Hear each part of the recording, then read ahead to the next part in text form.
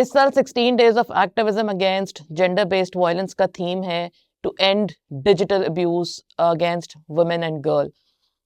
जो digital abuse है वो हमारे यहाँ बहुत ज़्यादा होता है, देखने में आता है, और इसकी जो ज़्यादातर हम फॉर्म देखते हैं वो करेक्टर असैसिनेशन होती है, जो बहुत आसान है किसी भी लड़की या किसी भी खातून की करना ऑनलाइन बैठ के। और लोगों को लगता है कि शायद ऑनलाइन जो बात की जाती है उसका असर नहीं होता या वो लोगों को तकलीफ नहीं देती, तो यकीन माने कि जो तकलीफ ऑनलाइन हरासमेंट देती है, जितना वो आपके जो स्ट्रेस है आपको देती है, जितना आपके नर्व्स को इफेक्ट करती है, वो शायद कोई और अब्यूज ना करता हो, क्योंकि वहां पर कोई भी किसी भी किस्म की बात किसी भी अल्फाज में कह देता है